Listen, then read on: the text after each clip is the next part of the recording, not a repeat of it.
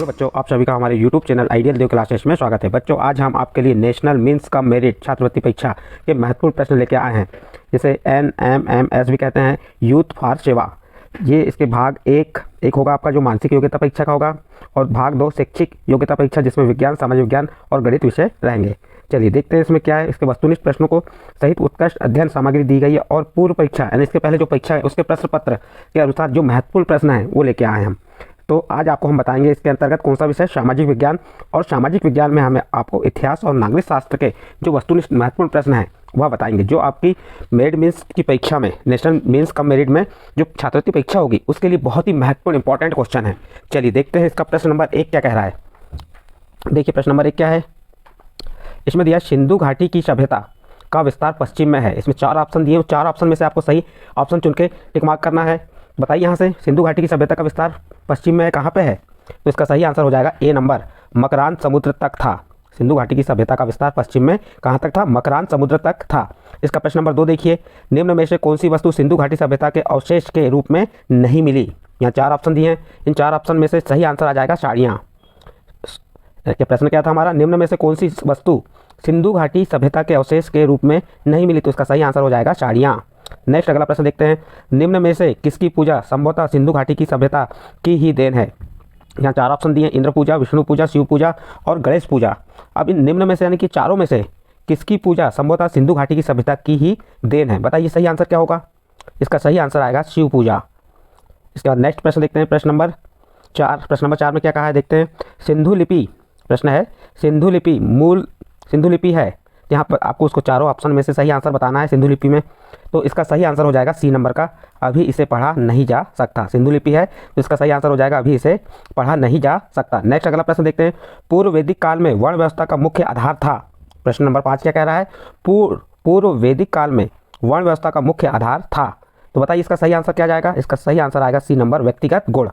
फिर अगला प्रश्न है, ऋग्वेद काल में अंतर्जातीय विवाह, ऋग्वेद काल में अंतर्जातीय विवाह कैसा होता था, खुलेआम प्रचलित थे। इसका सही आंसर बी नंबर हो जाएगा, खुलेआम प्रचलित थे।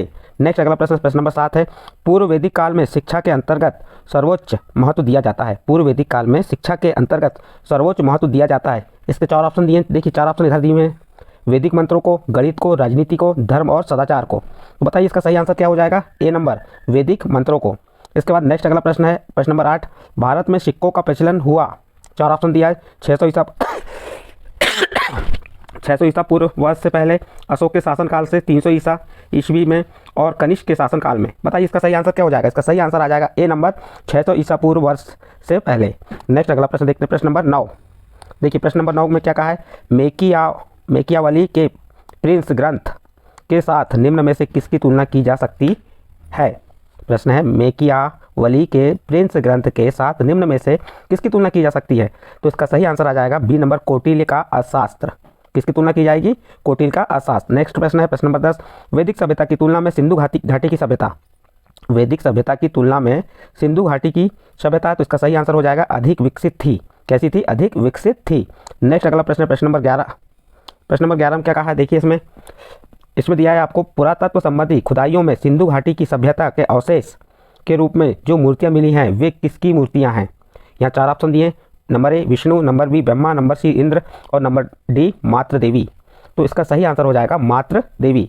पुरातत्व संबंधी खुदाइयों में सिंधु घाटी की सभ्यता के अवशेष के रूप में जो मूर्तियां मिली हैं वे किसकी, मात्र देवी की मूर्तियां हैं। इसका आंसर डी नंबर का सही है। नेक्स्ट अगला प्रश्न देखने 12 नंबर का, निम्न में से किस प्रकार की कला का विकास जैन धर्म और बौद्ध धर्म की देन नहीं है।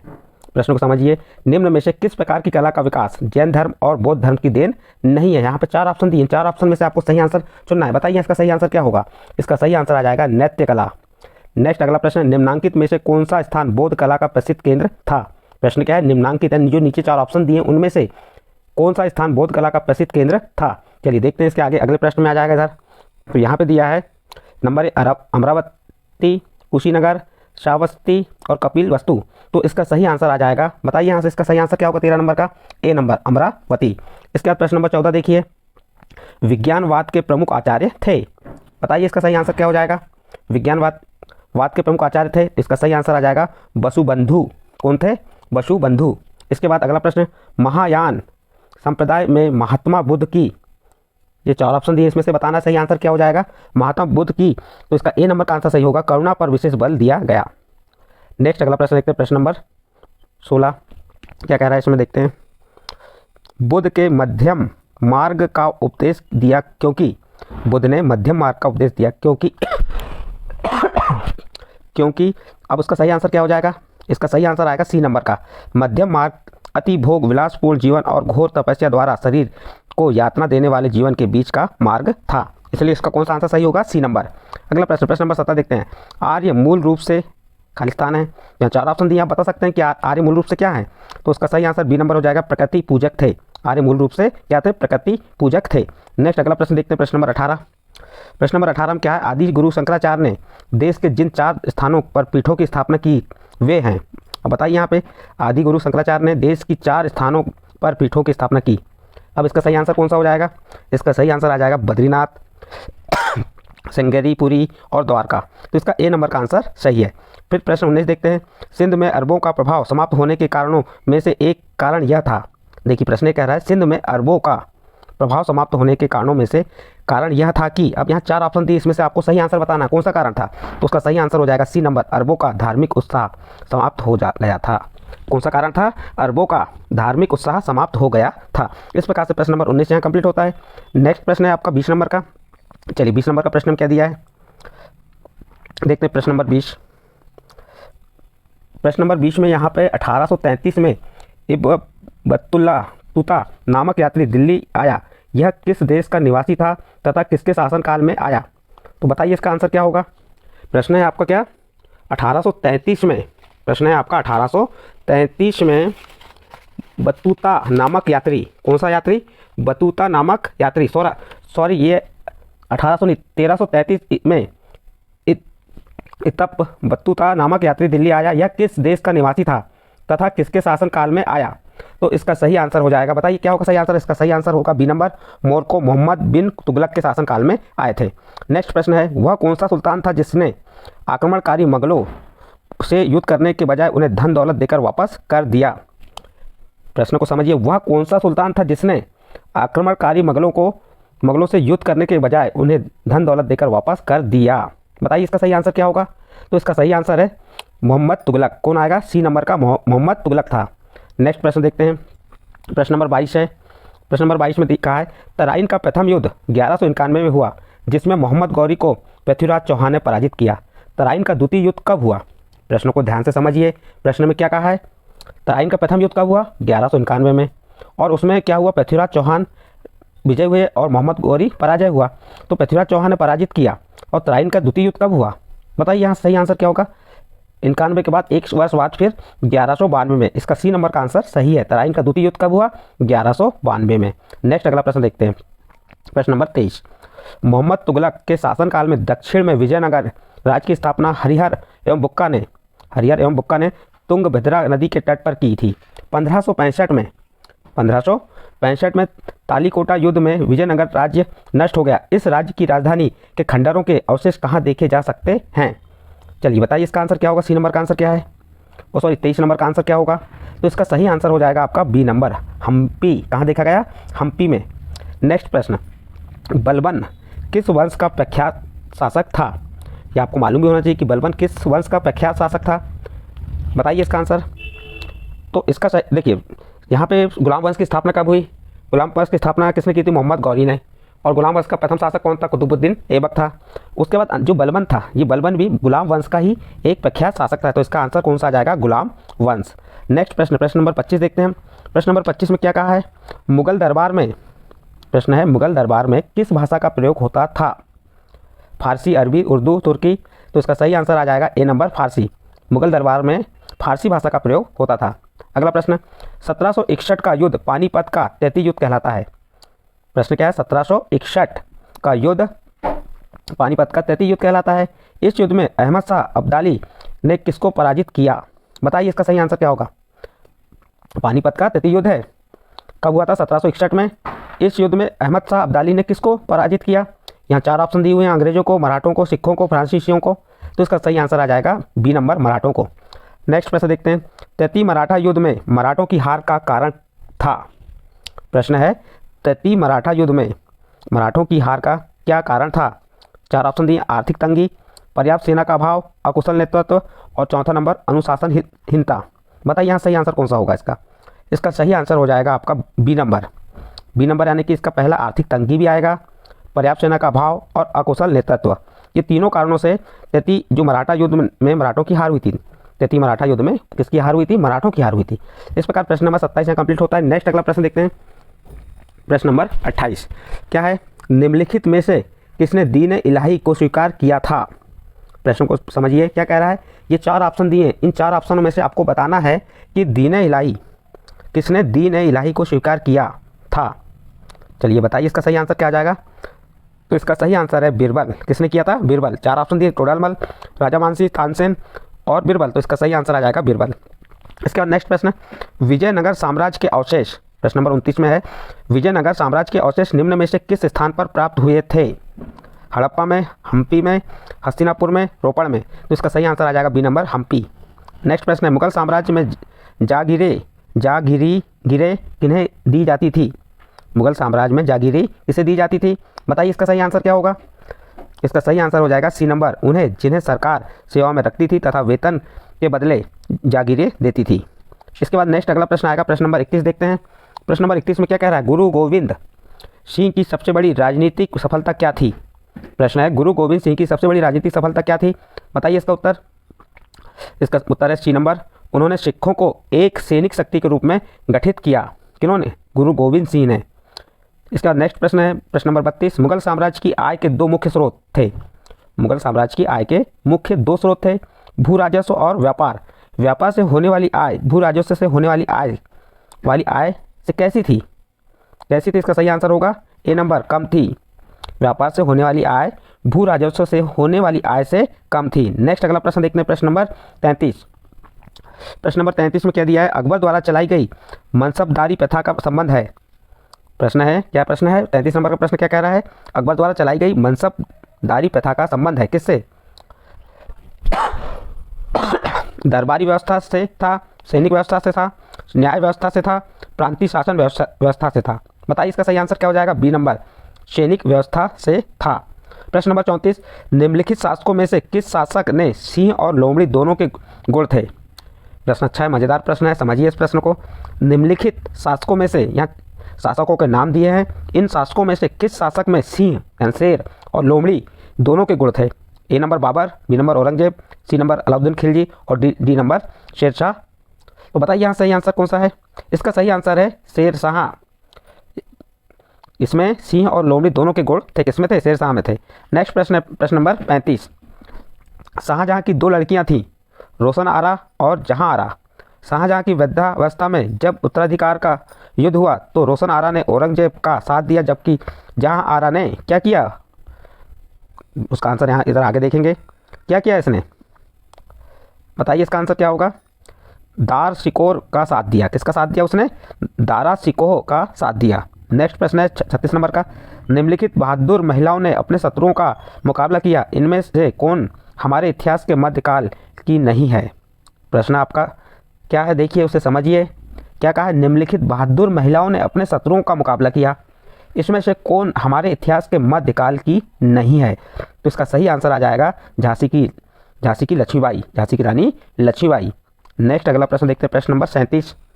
प्रश्न नंबर 37 में क्या कह रहा है? निम्नलिखित में से किस मुगल शासक ने स्वयं अपने दरबार की घटनाओं का वर्णन किया है?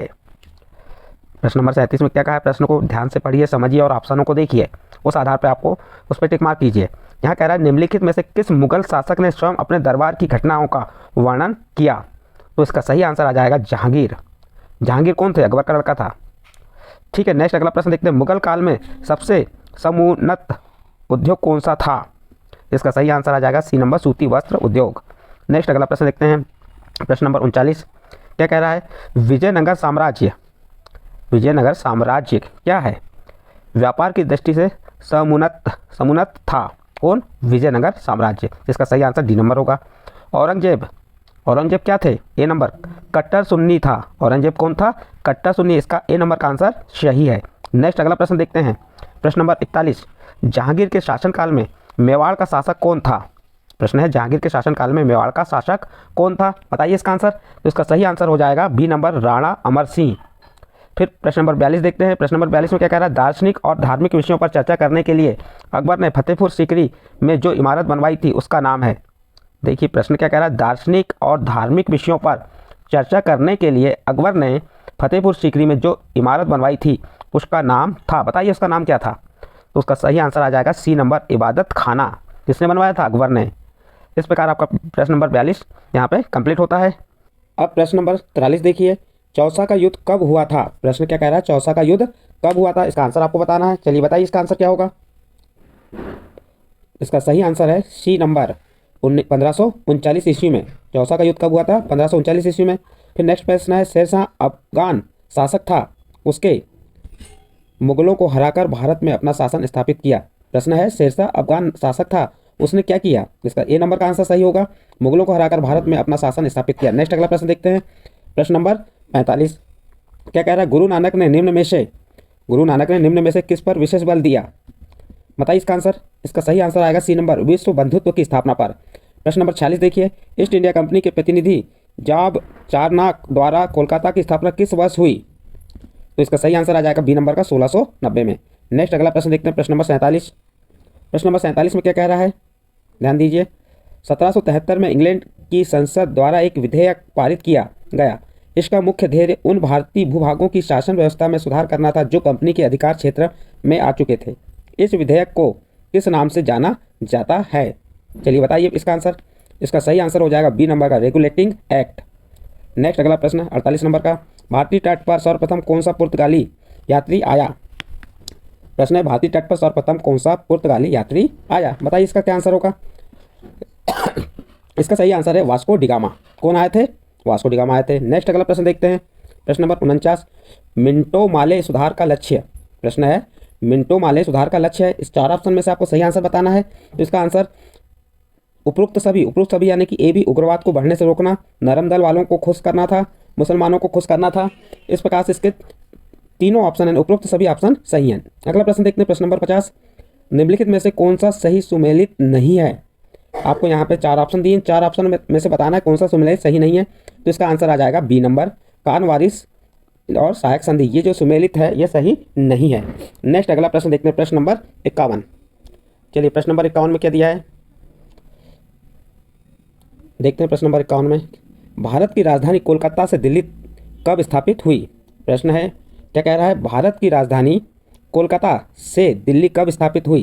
तो इसका सही आंसर हो जाएगा बी नंबर, 1911 में। नेक्स्ट प्रश्न, ब्रिटिश शासन ने भारत को ईस्ट इंडिया कंपनी से कब अपने नियंत्रण में लिया? प्रश्न को समझिए, क्या कह रहा है? ब्रिटिश शासन ने भारत को ईस्ट इंडिया कंपनी से कब अपने नियंत्रण में लिया? बताइए इसका आंसर क्या होगा। इसका आंसर हो जाएगा सी नंबर, 1858 में।